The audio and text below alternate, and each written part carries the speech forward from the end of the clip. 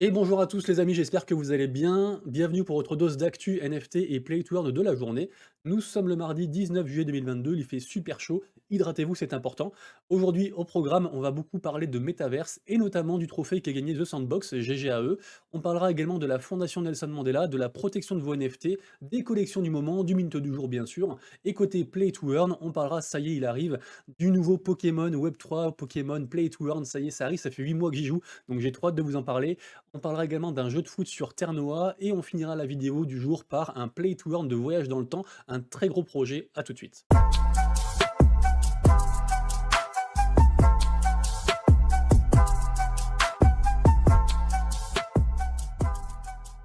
Et comme d'habitude, si tu kiffes la chaîne, comme d'habitude, tu peux t'abonner et laisser un commentaire et activer la cloche, comme d'habitude. Et on est parti. Le métaverse à la une du Time qui titre Into the Metaverse, The next digital era will change everything. Comprenez, la prochaine ère digitale changera tout, ce qui paraît logique. Mais du coup, voilà, le métaverse qui, comme ça, arrive de plus en plus dans la vie de monsieur tout le monde, celui qui connaît pas trop le Web3, etc. Donc, vraiment, le Time, je sais pas combien ils ont d'abonnés, mais c'est un truc de fou, hein. Ils ont 20 millions d'abonnés. Donc, autant vous dire que le métaverse, c'est pas juste une théorie, ça va arriver. Et d'ailleurs, en parlant de métaverse, bravo à The Sandbox qui gagne le trophée, le Launchpad Project of the Year, donc pour le métaverse The Sandbox. Je me suis du coup demandé ce que c'était vraiment la définition d'un launchpad, la manière vraiment précise de le décrire et du coup je suis allé chercher pour vous, donc vous m'en remercierez après. Donc un launchpad pardon, est une plateforme de services en ligne permettant le travail collaboratif entre différentes personnes et groupes sur des projets open source. Voilà, ça c'est la définition claire, nette et précise. Et du coup, bah, GG à eux, Sandbox, de toute façon, pour moi, métaverse numéro un actuellement. Ensuite, on passe à une news qui concerne le prince de Dubaï. Qu'est-ce qui nous fait celui-ci? Alors, c'est un mec, voilà, il a beaucoup d'argent et donc quand on a beaucoup d'argent, on s'investit de partout et forcément Dubaï, qui est une place centrale des échanges commerciaux et même du Web3, il y a beaucoup de boîtes qui sont à Dubaï pour, bah, tout ce qu'on connaît, les avantages, notamment, financiers et du coup, il va investir 500 millions de dollars à travers plein de compagnies différentes, en fait, sur le Web3, les technologies Web3, métaverse, et cetera. Donc c'est un truc de fou malade, les gars. Toujours sur le métaverse, je vous ai trouvé 2 articles sur le site, realityvirtuelle.com. L'un titre, «Pourquoi 52 des gamers américains pensent que le métaverse va révolutionner l'industrie du jeu vidéo». Moi j'aurais dit plus d'ailleurs, mais du coup c'est assez intéressant et c'est vrai qu'il y a un peu une petite guéguerre en fait entre les gamers puristes, de l'ancienne école un petit peu et puis les nouveaux gamers Web3, play to earn, play and earn et cetera et cetera. Donc du coup, plutôt intéressant et l'autre article, c'est sur, l'impact du métaverse sur la santé mentale. Donc c'est peut-être même encore un article encore plus intéressant parce qu'on se rappelle en fait des gens qui avaient testé le métaverse, genre aller au boulot, en mode, 35 heures par semaine. On met son casque, on va dans le métaverse, on bosse, on revient et en fait les 3 quarts à la fin étaient malades au bout de genre 2 semaines. Ils étaient au bout de leur vie. Donc c'est vrai que je pense que c'est un domaine à ne pas négliger, l'aspect, santé par rapport au métaverse. Demain, on a les presales qui commencent d'un nouveau métaverse qui s'appelle Eveland et en gros, c'est un métaverse, business, c'est-à-dire que c'est un métaverse pour acheter des choses, pour consommer, pour, faire plein de trucs comme ça par rapport, à la capitalisation bien sûr. Donc voilà, en tout cas voilà, ça arrive demain, du coup je voulais vous en parler. Ensuite, on a un petit post Twitter de Goku Crypto qui nous dit que, la fonction Set Approval for All, de MetaMask est en train d'évoluer pour avoir un truc plus clair et qui soit moins sensible, comment dire? On va dire au hack ou à l'inattention. On se rappelle bien sûr du hack, du piratage hier de Premint et c'est des fenêtres comme ça en fait qui arrivent et des fois on sait pas trop ce qu'on signe, on signe juste, on pense que c'est une permission et en fait c'est pas ça. Du coup voilà, ils vont modifier ça et autre chose que j'ai trouvé marrant dans son post, c'est qu'en fait, il a marqué MetaMask avec un 3. Il faut savoir qu'en fait, sur Twitter, quand vous marquez certains mots et notamment MetaMask tout court, vous avez une armée de bots qui arrivent dans les commentaires et qui disent: «Ouais, je vais t'aider et tout machin, contacte-moi, donne-moi ta site phrase» et cetera pour vous scammer. Donc du coup, souvent les gens écrivent MetaMask du coup avec une écriture différente et du coup, c'est pour ça qu'il l'a fait. Ensuite, la fondation Nelson Mandela qui lance ses NFT pour la journée pardon, de Mandela. Donc, belle initiative et surtout que c'est pour, récolter de l'argent, en fait, pour des bonnes choses. Donc du coup, si ça vous intéresse les gars, bien sûr, je vous le redis, mais tout ce dont je parle dans la vidéo, vous avez tous les liens en description et j'en profite aussi pour vous dire que tout ce que je vous dis, c'est pas un conseil d'investissement, bien sûr.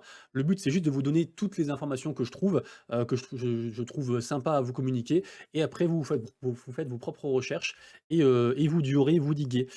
Ensuite, une des meilleures, enfin des plus grosses marques de boissons, pour sportifs, aux États-Unis, qui s'appelle Gatorade, qui lance, ces NFT également en collaboration avec One Off et Vayner3. Donc du coup, c'est un gros truc aussi, c'est je pense que, c'est grâce un petit peu à toutes ces collaborations que les NFT vont arriver, de plus en plus et que les gens vont leur trouver une utilité, en fait. C'est-à-dire qu'on va un petit peu sortir, je pense, des images de singes et de je sais pas quels animaux pour trouver vraiment des utilisations vraiment concrètes dans la vie de tous les jours avec peut-être des avantages à détenir un NFT, un pass VIP pour quelque chose, pour un événement et cetera et cetera. Donc du coup, plutôt cool. Ensuite, ça j'étais pas au courant, j'ai appris ce matin et personne n'en parle, c'est trop bizarre. Il y a en fait, une espèce de convention, ça s'appelle, l'Ethereum Community Conference, c'est à Paris, entre aujourd'hui et le 21 et apparemment il y a beaucoup d'avocats qui vont répondre à des questions sur la blockchain et notamment aussi Ethereum. Donc pourquoi pas, si vous êtes à Paris, écoutez les gars, allez y faire un tour, c'est toujours intéressant. Je sais pas si c'est payant, j'ai vu la news nulle part relayée donc je sais pas trop ce que c'est. Mais du coup voilà, c'est avec le cabinet d'avocats du coup UGGC. Voilà. Je vous donne ça. Ensuite, un NFT de champagne accompagné d'une image faite par, celui qui avait dessiné les Bored Ape, qui se vend 2,5 millions de dollars. Allez, on commentera pas trop cette histoire-là, mais du coup, voilà, toujours pareil, hein, une histoire de fou dans les NFT.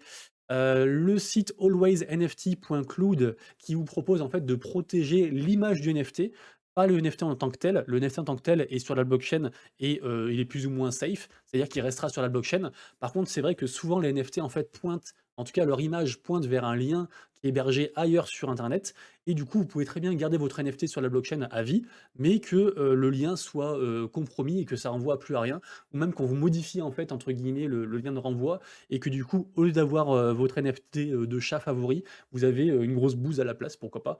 Donc du coup, en fait, eux se proposent de protéger du coup, l'image en tant que telle et de la dispatcher sur différents serveurs dans le monde pour protéger du coup, cette image-là. Pourquoi pas? Du coup, je vous mettrai bien sûr le lien, comme je vous l'ai déjà dit, hein, dans la description. Concernant les NFT et les mints, on a Stephen qui, continue à bien carburer, hein, les shoeboxes, du coup les chaussures sur le réseau ETH, le floor a un peu baissé, il avait monté jusqu'à 3 ETH hier, là il est redescendu à 2, mais en tout cas au niveau du volume, ils sont toujours très bien, ils sont numéro 2, donc vraiment Stephen, qui, ne s'avoue pas vaincu. Ensuite, on fait un petit tour sur la marketplace de GameStop. Pourquoi? Ça concerne les collections sur ETH. Tout simplement pour vous dire qu'en fait, je vous parle de plein de choses toute la journée, à chaque fois, tous les jours, mais il y a plein de collections que je ne sais pas ce que c'est. Et par exemple, là, je ne connais aucune des 10 collections là qui sont marquées ici. Donc, du coup, les gars, ne vous contentez pas de mon contenu pour prendre les news sur les NFT et les play to earn. Il y a des sources de partout. Et du coup, voilà, multipliez-les. Et puis, si vous avez des bonnes infos, n'hésitez pas, bien sûr, à me les communiquer dans le Discord. Et comme ça, tous les matins, moi, avant de faire la vidéo, je regarde. Et si c'est pertinent, si j'aime bien la news, j'en parle. Mais du coup, voilà, il y a forcément une dose de subjectivité dans les news. Sachez que tous les jours, je retrouve au moins entre 50-60 news, voire des fois plus, que j'en supprime plein et que je vous garde celles que je trouve les plus pertinentes. Mais du coup, des fois, je peux passer à côté de certaines collections et aussi de certaines marketplaces, comme c'est le cas là peut-être pour GameStop. Peut-être qu'il y a des super collections à checker là-dedans.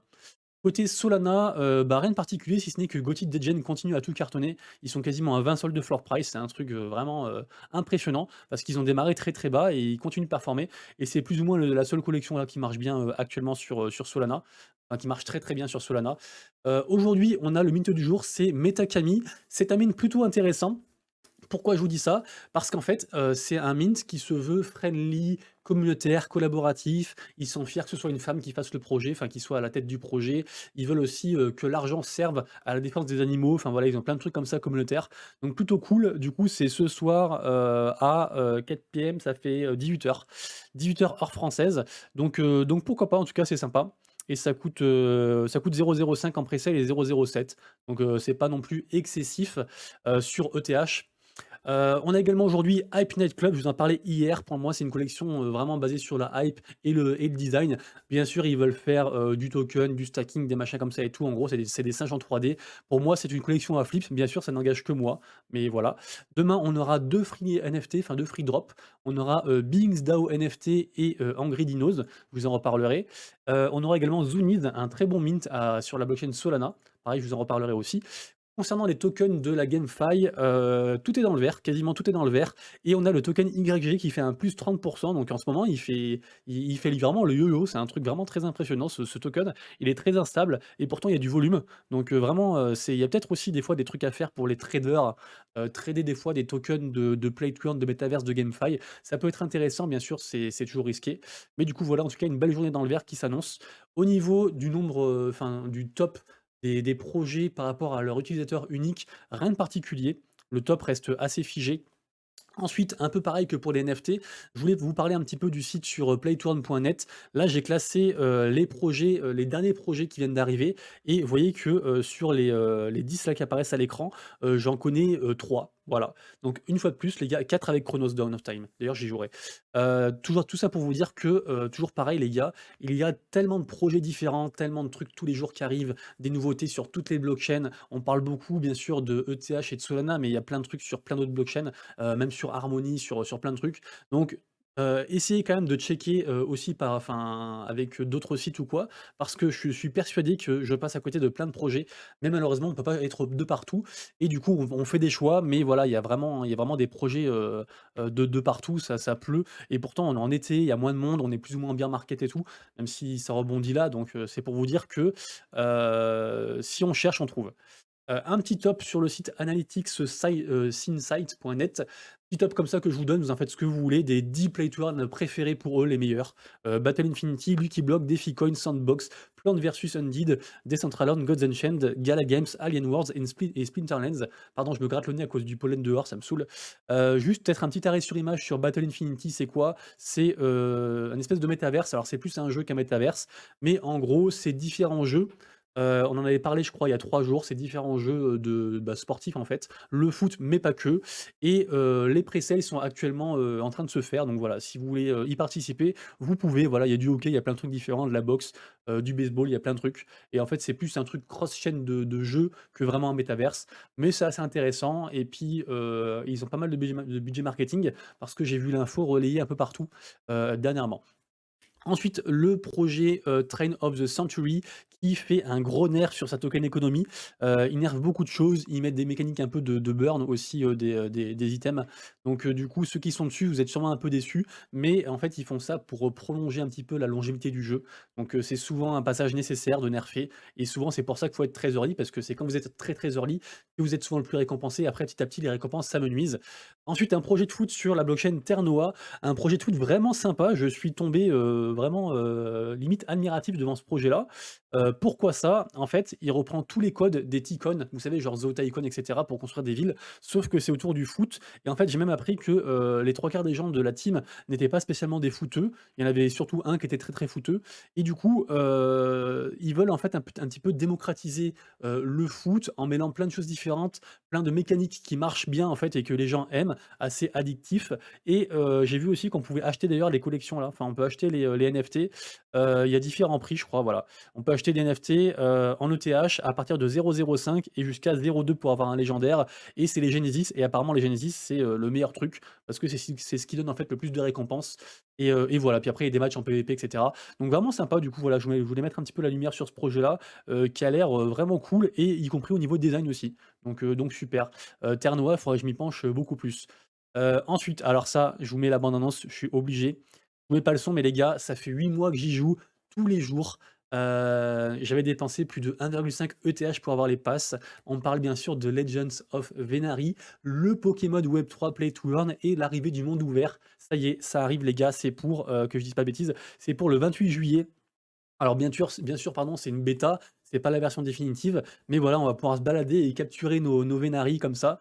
J'ai en plus avec ce design particulier que moi j'adore et franchement je suis trop hypé. Alors par contre ça fait un peu mal au crâne, là, qu'est-ce que c'est ça? Ah oui parce qu'il danse, OK, j'ai pas la musique, c'est parce qu'il danse. Bon bref, c'est un monde ouvert, c'est génial, moi je suis trop, trop hypé les gars et j'ai trop hâte de jouer au jeu donc voilà, je vous en parlerai mais je suis méga hypé, pardon. On ne connaît pas encore la blockchain pour les échanges, mais en tout cas, les passes actuellement s'achètent sur, OpenSea. D'ailleurs, je vous donnerai des passes pour les scholarships et voilà et je pense que les passes, il y en aura plein, donc ça coûtera pas trop, trop cher à mon avis. avis. Spider Tanks qui, dévoile pour la première fois son light paper. C'est un jeu dont on avait beaucoup parlé parce qu'ils font souvent des tournois avec beaucoup de cash prize et du coup, voilà, donc allez consulter le light paper pour ceux que ça intéresse, du coup, les gars, parce que pour l'instant, c'est juste une bêta qui est sortie, assez petite et du coup, voilà, ça annonce pas mal de bonnes choses pour l'avenir. Aujourd'hui, on a les mints des, mystery box sur Cantina Royale, un très gros projet sur Elrond. Ça coûte 4,9 EGLD, donc à peu près, 300 par NFT, un truc comme ça et du coup, c'est un truc, alors bien sûr ça coûte cher, mais ça reste un très, très gros projet soutenu par Asher, j'en ai déjà parlé hier et par d'autres aussi bien sûr, par, Animo Clarence si je dis pas de bêtises et on finira la vidéo du jour par un très gros projet sur la blockchain Polygon, un projet de play to earn voyage dans le temps avec la thématique du voyage dans le temps. C'est un projet, j'en avais entendu parler, par les créateurs, enfin par les fondeurs de Big Time, un autre jeu, un MMO et je m'étais pas trop arrêté dessus et pourtant ça a l'air d'être un truc assez lourd. Franchement, c'est très, très propre. Ils sont backés aussi par pas mal de monde et du coup, les pré-sales commencent demain, le 20 juillet. Donc, affaire à suivre du coup les gars sur Polygon. Ça peut être un bon truc, mais moi j'irai pas dessus je pense parce que j'ai trop de projets. Mais franchement, j'ai été, agréablement surpris par, la qualité en fait de ce qui est proposé et je vous invite fortement à lire le white paper bien sûr, parce qu'il y a beaucoup d'infos dessus, notamment sur la token economy.